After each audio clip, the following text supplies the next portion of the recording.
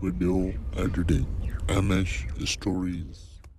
एक वक्त का किस्सा है। शामपुर गांव में एक बुजुर्ग रहता था जिसने एक परिंदा पाला हुआ था। वो परिंदों की बोली जानता था और उससे बातें किया करता था। गांव में जब किसी के जानवर गुम हो जाते तो वो मशवरा करते, भाई अगर तेरी बकरी नहीं मिल रही तो परेशान मत हो, रामू चाचा के पास चला जा। उन्होंने एक परिंदा पाला हुआ है, वो उस परिंदे से बातें करते हैं। वो उस परिंदे को बोलकर तेरी बकरी ढूंढ निकालेंगे। यार तू ठीक बोल रहा है, मैंने भी उनकी बहुत तारीफ सुनी है। भाई तू एक काम कर, मेरे साथ उनके पास चलो। ठीक है भाई, चलते हैं उनके पास। फिर वो दोनों निकलते हैं और रामू चाचा के पास आ जाते हैं। रामू चाचा मैं बहुत परेशान हूँ, खुदारा मेरी मदद करे। अरे क्या बात है, क्यों परेशान हो? बताओ मैं तुम्हारी क्या मदद कर सकता हूँ। रामू चाचा कल शाम से मेरी बकरी नहीं मिल रही, पता नहीं वो कहाँ चली गई है। आप अपने तोते को बोलकर उसे ढूंढने का बोले। ठीक है, तुम परेशान मत हो, मैं भी से बोलता हूँ। मेरे प्यारे तोते जाओ और इनकी बकरी ढूंढ कर आ, वो कहाँ पर है इस टाइम। अच्छा मालिक, मैं जाता हूँ और उसे ढूंढ कर आता हूँ। फिर तोता उड़ जाता है और बकरी ढूंढने निकल जाता है। अरे तुम लोग एक काम करो, तुम अभी जाओ और शाम में आ जाना,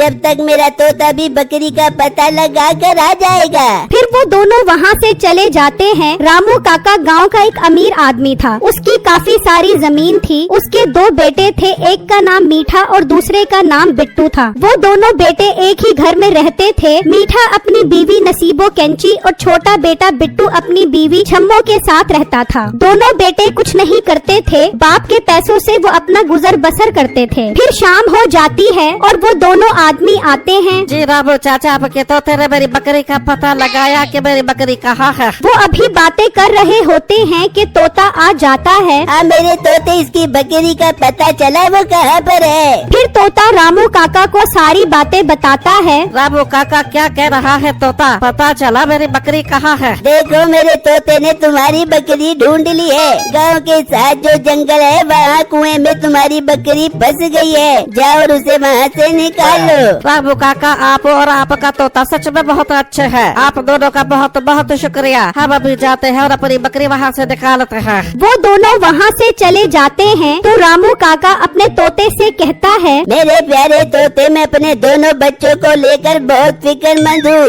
मालिक ऐसा क्या हुआ जो आप फिक्रमंद हो? मेरे प्यारे तोते, मैं बूढ़ा हो गया हूँ, जिंदगी का कुछ पता नहीं कब मर जाऊँ। मैं अपनी जिंदगी में चाहता हूँ कि मेरे दोनों बच्चे अपने पाँव पर खड़े हो जाएं और अपनी जिम्मेदारियों को समझें। तो मालिक आप अपने दोनों बेटों को कोई काम शुरू करवा दें। इस तरह आपको ये भी पता चल जाएगा कि कौन ज्यादा समझदार है। हाँ मेरे तोते, तू ठीक बोल रहा है। इससे ये भी पता चल जाएगा कि कौन ज्यादा समझदार है, जो मेरे मरने के बाद जमीनों की ठीक से देखभाल कर सके। पर मैं इन्हें ऐसा क्या काम करवा के दूं, तू ही मशवरा दे। फिर तोता रामू काका को एक मशवरा देता है जो रामू काका को बहुत पसंद आता है। फिर वो अपने दोनों बेटों को बुलवाते हैं। मीठे और बिट्टू, तुम दोनों से मैंने एक बहुत जरूरी बात करनी है। हाँ बाजी, क्या जरूरी बात करनी है? बेटा मैं बूढ़ा हो गया हूँ, मैं ये चाहता हूँ कि तुम दोनों अपनी जिम्मेदारियों को खुद समझो और खुद कमाओ। अब्बू जान, मैं भी काफी दिनों से यही सोच रहा था कि हमें अब खुद कमाना चाहिए ताकि हमें पैसों की अहमियत का अंदाजा हो सके। और मोटे पेट वाले गेंडे, बड़ा शौक चढ़ा है तुझे कमाने का। बस कर बस कर, 2 दिन कमाएगा तो तेरी अकल ठिकाने लग जाएगी। वैसे अब्बा, तेरे दिमाग में ऐसे अजीब ख्यालात आते कहाँ से हैं? हमारी इतनी जमीनें हैं, अगर हम बैठ के खाएं तो भी खत्म नहीं होती। मीठे, ये तेरी गलत सोच है। मैंने फैसला कर लिया है, मैं तुम दोनों को 10-10 मुर्गियाँ दूंगा और तुम लोग उन मुर्गियों से किस तरह कारोबार करके पैसे कमाते हो, मैंने बस यही चीज देखनी है। अब्बू जान, मुझे आपका फैसला मंजूर है। मैं पूरी कोशिश करूँगा इन मुर्गियों से पैसे कमाने की। फिर बाप उन्हें 10-10 मुर्गियाँ देता है और घर से जाने का बोलता है। पर अब्बा, तो हमें घर से जाने का तो बोल रहा है, पर हम रहेंगे कहाँ? बिट्टू, तू और तेरी बीवी मेरे 5/7 घर में रहोगे और मीठे, तू और तेरी बीवी मेरे 20/4 वाले घर में रहेंगे। फिर वो सब घर से चले जाते हैं। बिट्टू और छम्मो दूसरे घर आ जाते हैं, जबकि मीठा और नसीबो भी दूसरे घर पहुंच जाते हैं। बिट्टू सबसे पहले मुर्गियों को दाना खिलाता है। बिट्टू जी, बजी की देखो, मुर्गियाँ तो बहुत भूखी थी, देखो कैसे जल्दी जल्दी दाना खा रही है। हाँ बेगम, वाकई मुर्गियाँ तो बहुत भूखी थी। जबकि दूसरी तरफ मीठा और नसीबो घर आकर सो जाते हैं। मुर्गियाँ बहुत शोर मचाती हैं, जिससे उनकी आँख खुल जाती है। अरे तेरे अब्बा ने सही किया था, हमारे सर पे डाल दिया। इन्होंने शोर मचा मचा के हमारी नींद हराम अरे बेगम, मुझे लगता है कि मुर्गियाँ भूखी हैं, जब ही शोर मचा रही हैं। इन्हें चलकर दाना डालना पड़ेगा। फिर वो मुर्गियों को दाना डालते हैं। मीठे की मुर्गियाँ तो ठूस ठूस के दाना खा रही है। अगर हम इन्हें इसी तरह दाना खिलाते रहेंगे तो फिर हमने कर लिया कारोबार।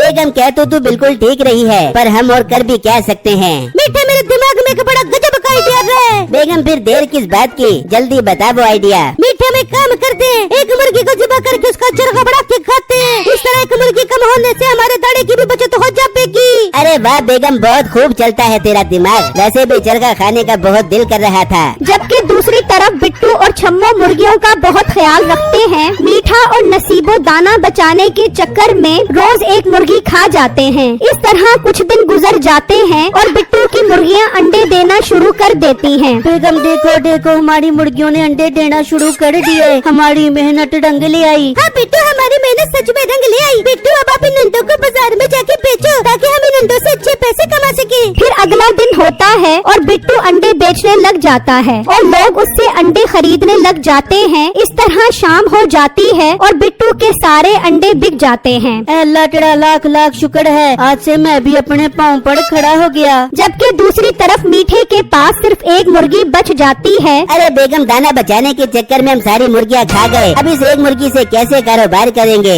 मीठे के तो तू ठीक रहे, एक तो ये मुर्गी अंडा भी नहीं दे रही जिसे हम खा के अपना पेट भर सके। बेगम, वो सब छोड़, उस मोटे बिट्टू को चलकर देखते हैं वो उन मुर्गियों के साथ क्या कर रहा है। हाँ मीठे, की बात तो मेरे ध्यान में आई नहीं। आज रात को चल के देखते हैं वो मोटा बिट्टू उन मुर्गियों से क्या काम ले रहा है। फिर रात हो जाती है। मीठा और नसीबो बिट्टू के घर आते हैं और छुपकर देखते हैं। तभी उसकी मुर्गियां अंडे दे देती हैं, जिसे देखकर वो हैरान हो जाते हैं और परेशान घर आ जाते हैं। नसीबो बिट्टू तो बहुत तेज निकला, उसने तो सारी मुर्गियों से अंडे भी निकलवाना शुरू कर दिए और हमारी एक मनहूस मुर्गी अंडे ही नहीं दे रही। मीठे, वैसे मेरे दिमाग में एक बात आ रही थी। कैसी बात बेगम, अब कोई काम की बात बताई। मीठे, दफा कर कारोबार करके तेरे बाप ने कौन सा हमें कोई बाट दे देना है। बहुत भूख लगी है, इस मुर्गी को भी पका के खा लेते हैं और जाकर बोल दे देंगे कि कारोबार करना हमारे बस की बात नहीं है। हाँ बेगम, फिर हम उसी घर में सुकून से जिंदगी गुजारेंगे। चल फिर इस आखिरी मुर्गी को भी काट कर खा लेते हैं और फिर कल अब्बू के पास चले जाएंगे। फिर अगला दिन होता है। बिट्टू अंडे बेच रहा होता है तो उसका बाप आ जाता है। मेरे बेटे, तू तो सच में बहुत समझदार है। इन मुर्गियों से अंडे निकलवा कर कारोबार भी शुरू कर दिया। मैं तेरी ये समझदारी और मेहनत देखकर बहुत खुश हूँ। तू और तेरी बेगम कल घर वापस आ जाओ, मैंने तुम लोगों से बहुत जरूरी बात करनी है। ये कहकर बाप वहाँ से चला जाता है और मीठे के पास आ जाता है। अब्बा हुजूर, आखिर आप आ ही गए। जरूर आपको हमारी याद सता रही होगी। मीठे, वो सब छोड़, ये बता मुर्गियाँ कहाँ पर है, नजर नहीं आ रही। सर जी, हमसे नहीं हो सकेगा कोई भी कारोबार। हमने वो मुर्गियाँ पका पका के खा ली। ये सुनकर बाप को बहुत गुस्सा आता है और वो उन्हें घर आने का बोलता है। फिर अगला दिन होता है, वो सब आ जाते हैं। बिट्टू और जम्मो, तुम दोनों ने अपनी जिम्मेदारी को अच्छे से समझा और उसे पूरी तरह से निभाया। पर मीठे और नसीबो, तुम दोनों मेरी उम्मीदों पर पूरा नहीं उतर सके। हाँ अब्बा जान, उसके लिए हम बहुत शर्मिंदा हैं। अब हम सुकून से यहीं रहकर अपनी जिंदगी गुजारना चाहते हैं। जिंदगी वो भी सुकून से, वो तो तुम अब अच्छे से गुजारोगे, पर बिट्टू के फैसलों पर। हैं अब्बा, ये तो कैसी बातें कर रहा है। ये मोटा हमारी जिंदगी के फैसले क्यों करेगा। वो इसलिए कि मैं देखना चाहता था कि कौन समझदार और मेहनती है, ताकि मेरे मरने के बाद वही जमीनों की देखभाल करे।